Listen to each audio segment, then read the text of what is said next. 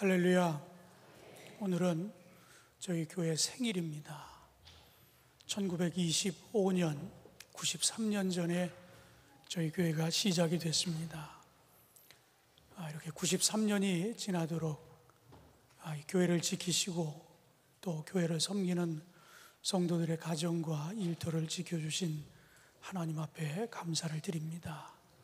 또 예배의 자리, 헌신의 자리에 늘 함께 하신 여러분들 주님의 이름으로 환영하고 축복합니다. 우리 전후자고 계신 분들 인사할 때 함께해서 감사합니다 인사하겠습니다. 함께해서 감사합니다. 함께해서 감사합니다. 함께해서 감사합니다. 신앙이 좋은 한 남자 성도님이 돌덩어리를 들고 산꼭대기에 올라갑니다. 그 정상에서 기도할 만한 자리를 보고 그곳에 무릎을 꿇고 앉더니 돌덩이를 하늘 높이 들고 기도하기를 시작합니다.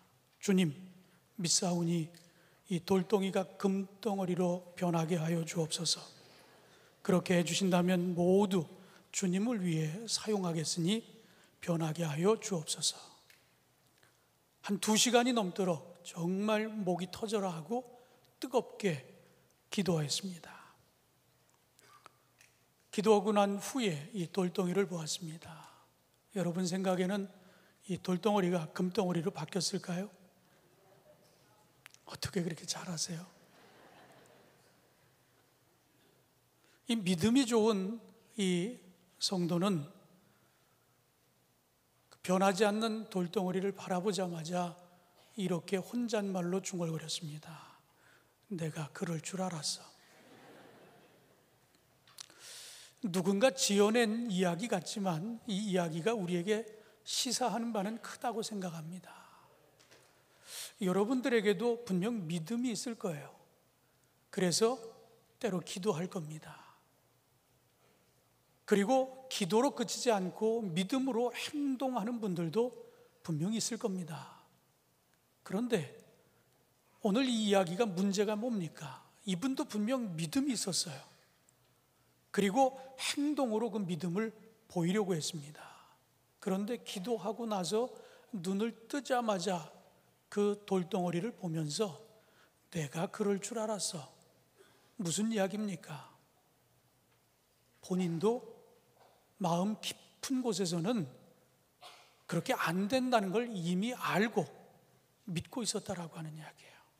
이게 정말 금으로 바뀔 거라고 하는 믿음보다는 그럴 줄 알았어. 여러분, 오늘 우리들의 신앙 같지 않습니까? 우리도 믿음이 있어요. 기도합니다. 행동으로도 보입니다. 그런데 우리 마음속 깊이에는 믿음이 부족한 때가 얼마나 많은지 몰라요.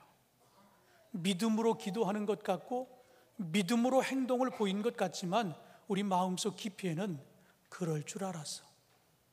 이런 어리석고 연약한 믿음을 우리가 가지고 있다고 하면 오늘 우리가 93주년을 맞이한 교회 생일인데 과연 이 93년 이후의 역사를 이렇게 믿음 없는 우리들을 통해서 써갈 수 있을까 하는 이야기입니다. 이런 믿음 가지고 어려움을 어떻게 극복하고 헤쳐나가며 새로운 역사를 쓸 수 있을까 하는 이야기입니다. 오늘 교회 생일을 맞아 말씀을 나누는 가운데 우리 교회가 어떤 교회 역사를 가지고 있는지를 여러분이 들으시면서 그 역사의 주인공들처럼 신앙의 선배들처럼 그런 믿음을 꼭 소유할 수 있게 되기를 주님의 이름으로 축원합니다. 2주 전에 추석 연휴를 막 시작하는 주일 여러분과 말씀을 나누면서 우리 교회 생일은 바로 오늘입니다. 그렇게 말씀을 드린 적이 있어요. 1925년 10월 2일이 추석날이었습니다. 그래서 제가 2주 전에 추석 연휴를 막 시작하면서 실질적으로는 오늘이 교회 생일입니다 라는 그런 말씀을 드린 적이 있습니다. 여러분, 금년에도 우리가 추석을 이 한가위를 보냈지만 얼마나 분주해요. 저도 집에 가는 길에 이 재래시장들이 있습니다. 주차장을 방불할 정도로 큰 길가에 차들이 늘어서서 차 통행이 어려워요. 무슨 이야기입니까? 명절을 준비하는 일이 굉장히 바쁘다는 이야기예요.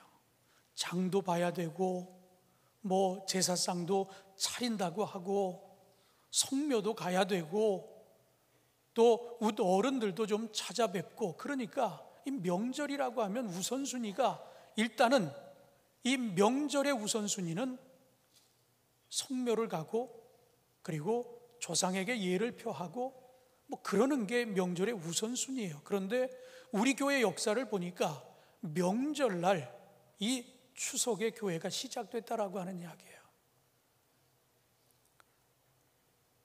남들은 명절 준비하느냐고 음식장만 하고 성묘 가고 친척들 찾아뵙고 그러는데 우선순위를 뒀는데, 우리 교회를 시작한 분들은 예배가 우선이다, 그렇게 생각하고 명절에 모여 우리 주안교회를 시작했다라고 하는 이야기예요. 그런가 하면 우리 교회 역사는 60년사, 70년사, 90년사 세 번에 걸쳐 우리 교회 역사를 정리해 놓았습니다. 그런데 공이 이 세 권의 역사책에 꼭 들어가는 내용이 있다고 하면 이 교회가 어떻게 시작했는가라고 하는 역사입니다. 홍카멜라라고 하는 전도 부인의 집에서 예배 초소가 마련되고 교회가 시작이 됐어요. 그런데 그의 남편인 정형석 씨가 그만 사업을 잘못해가지고 그 집이 남의 손에 넘어가게 됐습니다. 그때 초창기 멤버였던 이숙경 속장님께서 내리교회의 도움을 청합니다. 우리가 예배를 드리고 있는 이 예배 처서, 이 집이 남의 손에 넘어가게 됐는데 이걸 좀 도와달라고.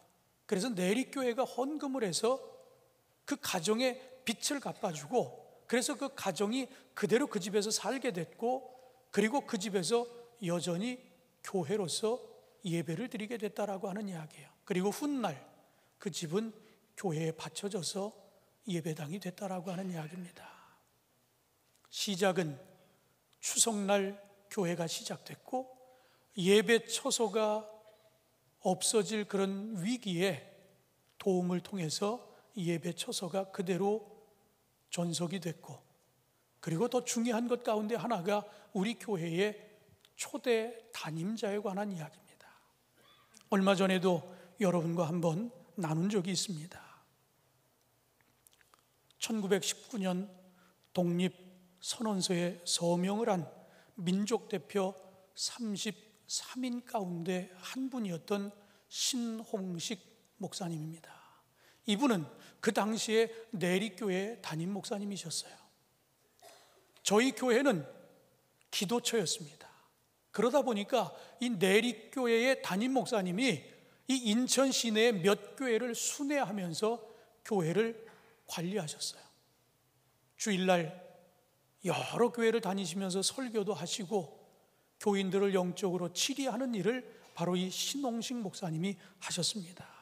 이분은 1919년 3월 1일 오후 2시 종로 태화관에 그 33인이 모여서 독립선언서를 낭독했다가 그만 일본 헌병에게 체포가 되어집니다. 1920년 10월 30일 재판에서 한일 합방에 대해서 의견을 묻습니다.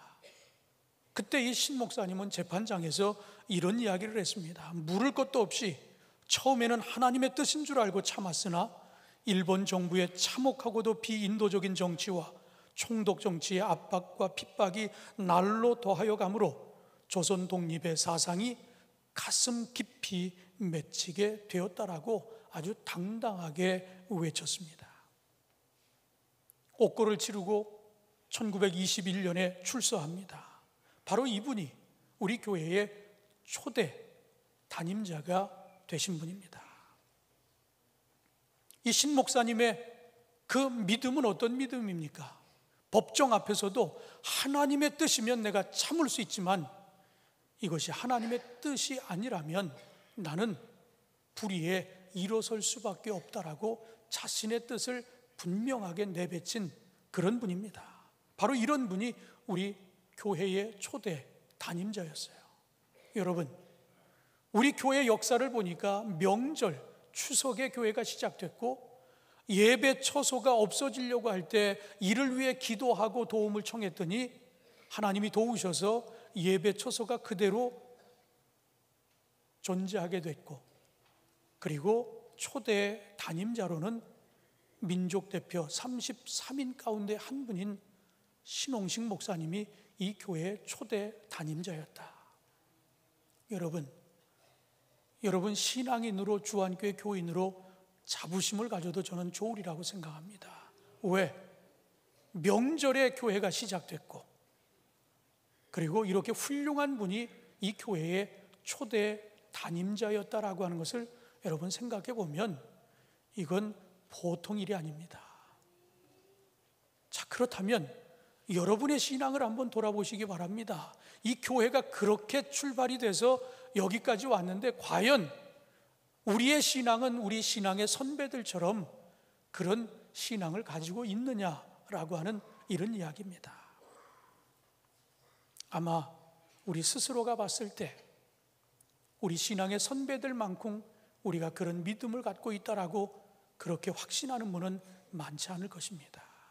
그렇다면 오늘 교회 생일을 맞아 교회 역사를 우리가 이렇게 돌아볼 때 그 신앙의 선배들이 그 일정 치하에서도 신앙을 지키고 6.25 동란에도 믿음을 지켰던 그 신앙의 선배들, 아무것도 없는 상태에서 교회를 위해 헌신하고 교회를 짓고 구제에 힘쓰고 이런 것들을 우리가 생각해 보면서 우리의 부족함을 뉘우치고 신앙의 선배들의 아름다운 유산과 전통을 이어갈 수 있는 저와 여러분 모두가 되어지기를 주님의 이름으로 축원합니다. 오늘 우리는 고린도전서 10장에 있는 말씀을 본문으로 삼아 말씀을 나누고 있습니다. 저는 이 말씀을 통해서 한 3가지의 주제를 떠올려 봤습니다. 하나는 공동체, 교회고, 그리고 또 하나는 헌신, 그리고 마지막은 교회의 비전에 관한 이야기입니다. 첫 번째로 공동체, 한 몸이 되어 세상과 구별되는 모임을 갖게 됐다. 이게 무슨 말입니까? 세상에도 많은 조직들 모임이 있어요. 그런데 교회와 이 세상의 모임이 다른 게 있다라고 하면 뭘까요? 교회는 예수 그리스도 안에서 모임을 갖는 것이 특징입니다. 세상은 자기네들끼리 좋아하는 취미나 어떤 동질성을 가지고 모이지만 교회는 예수 그리스도의 이름으로 우리가 하나가 돼서 모임을 갖는 것입니다. 그런데 오늘 본문을 보니까 16절 17절에 우리가 축복하는 바 축복의 자는 그리스도의 피에 참여함이 아니며 우리가 떼는 떡은 그리스도의 몸에 참여함이 아니냐.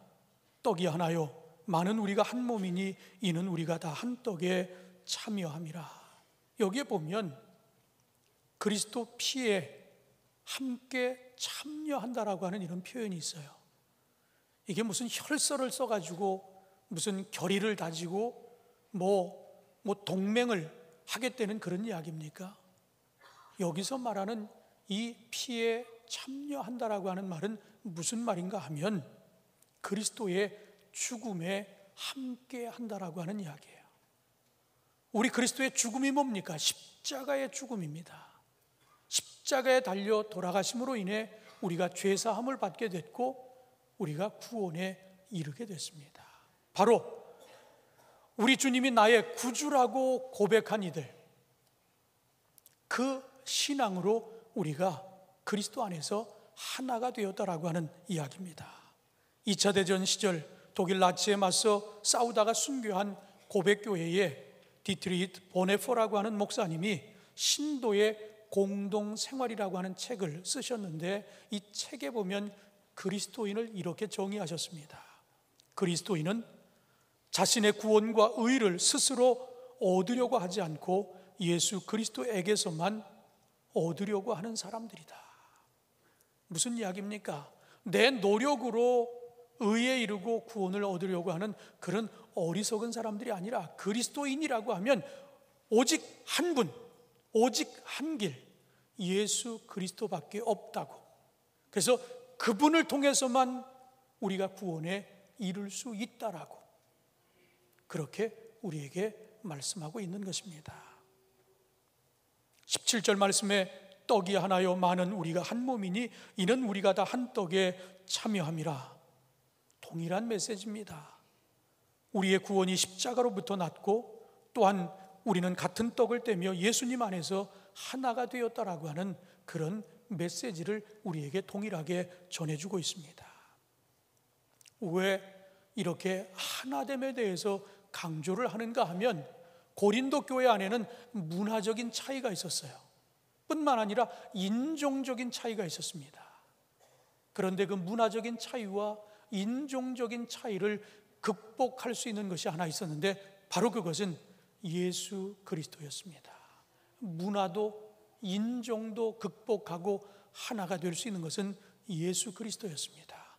그래서 계속해서 강조하는 것이 우리는 그리스도 안에서 하나라고 하는 것입니다. 바로 이 교회는 그 어떤 것도 아니고 바로 예수 그리스도 그분으로 인해 우리가 믿음의 공동체를 이루게 된 것이고 하나가 됐음을 여러분 믿으시기를 바랍니다.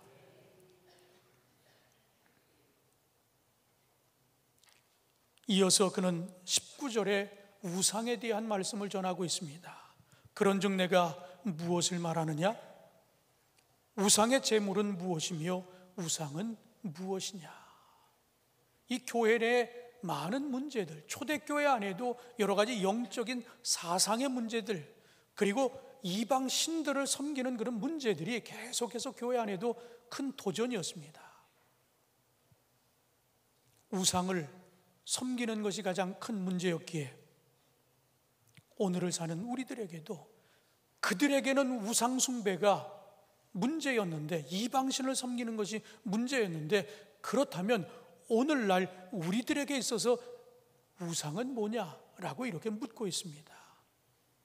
아마 여러분이 무슨 신주단지를 모시고 그것을 섬기는 것, 그것은 옛날에는 혹 그랬을는지 모르지만 요즘은 그러는 분들이 거의 없을 거예요. 그런데 또 다른 우상이 우리에게 나타나기 시작했어요. 어떤 사람에게는 자식이 우상이기도 합니다. 어떤 사람에게는 물질이 우상이기도 합니다. 권력이, 명예가, 이렇게 세속적인 것들이 우상이 돼서 하나님보다 그것을 먼저 생각하고 그것이 우선이다 보니까 하나님은 자꾸만 순수해서 뒤로 밀리는 경우를 우리가 봅니다. 우상은 다른 것이 아닙니다. 하나님보다 더 우선시하는 것이 바로 그것이 우상이 된다고 하는 이야기예요. 그렇다면 우리 신앙의 선배들은 이런 우상에 대한 문제를 어떻게 극복했을까요? 끊임없이 이 유혹이 왔는데 그 유혹을 어떻게 뿌리쳤을까요? 여러분들이 신앙생활 하면서 여러분이 세상으로 받고 있는 유혹이 어떤 것들이 있습니까? 어떨 때는 사단이 우리에게 속삭입니다. 하나님께 순종하지 말고 내 이익을 먼저 취하라고. 그렇게 주일날 문을 좀 닫았으면 좋겠는데, 주일날 장사가 잘 되는데 어떻게 주일날 닫느냐고, 저기 집사님도 여는데 당신 열면 어떠냐고. 이게 바로 사탄의 유혹이라고 하는 이야기예요. 하나님을 잠시 잊고 하고 싶은 대로 하라고. 그러니까 주일이 1년에 52주나 되는데 한 주 등산 간다고 뭐 그렇게 대단한 일이냐고. 그게 바로 사단의 유혹이라고 하는 겁니다. 하나님이 아니라 다른 곳을 의지해야 한다라고 자꾸만 속삭입니다. 심지어는 하나님까지 우상 아래에 놓고 하나님을 이용하려고 하는 그런 유혹이 끊임없이 우리에게 다가옵니다. 그런데 믿음의 조상들은 이런 유혹이 왔을 때 당당히 싸웠습니다. 싸우려고 하니까 하나님이 도우셨습니다. 그래서 이겼습니다. 그렇다면 오늘 우리들도 그런 유혹이 있을 때 싸우려고 하면 하나님이 도우실 겁니다. 여러분의 영적 싸움에 이런 어떤 도전 앞에 하나님이 함께 하셔서 능히 감당하고 이겨낼 수 있는 그런 믿음의 용사들이 일어나게 되기를 주님의 이름으로 축원합니다. 교회는 믿음의 공동체입니다. 우리 주님을 나의 구주로 고백한 이들이 하나가 돼서 이룬 공동체가 바로 교회입니다. 이런 교회의 이유를, 존재 이유를 여러분이 바로 깨달으시고, 여기에는 어떤 내가 가지고 있는 것들은 다 내려놓고 믿음으로 하나가 되어서 그 믿음을 통해 하나님의 역사를 써내려가는 우리 주안교회가 되기를 주님의 이름으로 축원합니다. 두 번째로는 이 교회 안에 헌신에 관한 부분입니다. 헌신은 남을 나보다 낮게 여기는 것이 헌신입니다. 여러분에게 한 인물을 소개하며 이 헌신에 대한 이야기를 여러분에게 말씀드릴까 합니다. 세계적인 건축 설계회사 팀 하스의 회장인 하용록 회장에 관한 이야기입니다. 우리나라에도 번역된 책들이 한 3권 있어서 여러분들도 아마 읽어보신 분들이 많이 있을 겁니다. 베스트셀러로 많은 분들이 읽어왔기 때문에. 그런데 그분이 쓴 책 가운데 하나님의 특별한 선물 페이보라고 하는 이런 글이 있습니다. 거기에 그 가족들의 신앙의 역사를 기록하고 본인의 간증이 기록되어 있습니다. 거기에 보면 그의 아버지가 고등학교 시절에 6.25를 만납니다. 그런데 그 당시에 이 청소년 남자들이나 젊은이들은 다 군대 끌려가야 됐기 때문에 가능하면 군대를 안 가려고 도망치고 있을 그런 시기였는데, 이 하용록 씨의 아버지는 고등학교임에도 불구하고 자원해서 군대 가겠다고, 그래서 공산당과 싸웠던 사람입니다. 그렇게 군에 나갔는데 대구 북방 다부동에서 일어난 그 다부동 전투에서 그만 공산당에게 포위를 당하고 맙니다. 절체절명의 위기를 맞이합니다. 주변에서 포탄과 총탄에 쓰러지는 전우들이 생겨납니다. 그때 이분은 하나님을 알지 못했는데 눈을 감고 기도하기 시작합니다. 저는 하나님, 당신이 누군지 잘 모릅니다. 그러나 만일 당신이 나를 살려주시면 제 평생을 당신에게 드리겠습니다. 아주 짧은 순간의 기도를 하나님 앞에 올렸어요. 그리고 전우들과 함께 그 포위망을 뚫고 그 적진에서 벗어나려고 다름질치기 시작했습니다. 그런데 하나 둘씩 쓰러지고 마침내 이 하용록 씨 아버지만 구사일생으로 그 총탄에서 살아남았습니다. 다 죽고 이분만 살아남았어요. 그러니까 그분의 마음속에는 내가 하나님 앞에 당신은 누군지 모르지만 살려주면 내 삶을 다 드리겠다라고 그렇게 약속했잖아요. 살아났으니까 하나님이 나를 지켜주셨다라고 하는 믿음이 있었어요. 확신이 있었습니다. 그래서 신학교에 가게 됐고 목사가 되었어요.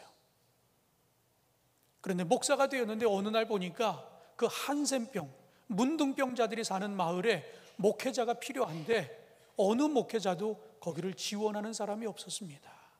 그런데 이 하용록 씨의 아버지는 또다시 내가 가겠습니다. 자원을 합니다. 고등학교 시절 군에 가는 것도 자원을 했고 아무도 가지 않겠다라고 하는 그 나환자촌에 내가 가겠습니다라고 자원을 합니다. 그는 아버지에 대해서 늘 이렇게 이야기합니다. 저 여기에 있습니다. 제가 하겠습니다. 평생을 아버지는 그렇게 사셨다라고 하는 이야기예요. 그리고 그 아버지의 마지막 메시지로 다 끝났습니다.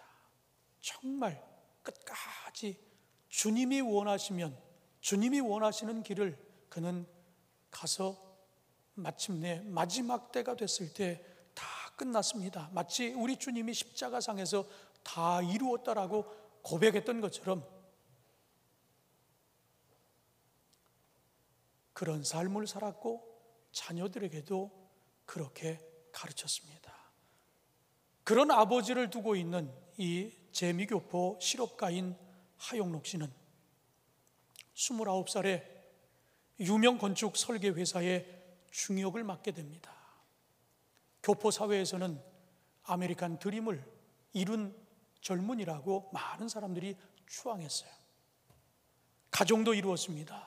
어느 날 32살이 돼서 가족과 함께 운전을 하고 고속도로를 달리고 있는데 심장에 문제가 생겨서 의식을 잃고 맙니다. 그 아내의 기지로 사고는 나지 않았지만 병원에 실려갔을 때 기계를 장착하고 심장이 뛰게 하고 호흡을 하게 하고 굉장히 위기를 맞이했어요. 문제는 심장을 이식해야 된다라고 하는 이런 병명을 얻게 되었습니다. 어려운 순간 직장도 다 포기해야 되고 이제는 생명을 연장하는 일에만 최선을 다해야 하는 그때에 누군가가 심장을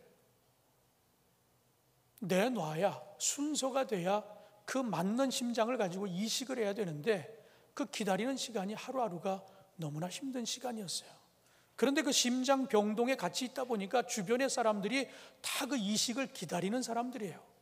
어떤 사람은 나보다 빨리 오는 사람도 있고 어떤 사람은 나보다 늦은 사람도 있고, 그러나 이 순서를 기다리는 것은 이렇게 순서가 정해져 있지만 죽음을 기다리는 순서는 그 순서하고는 전혀 무관합니다.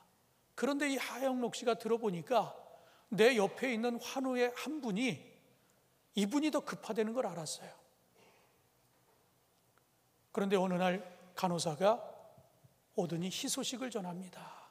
하영록 씨, 당신에게 딱 맞는 심장이 나왔습니다. 이제 수술을 하면 됩니다. 그러면 삽니다.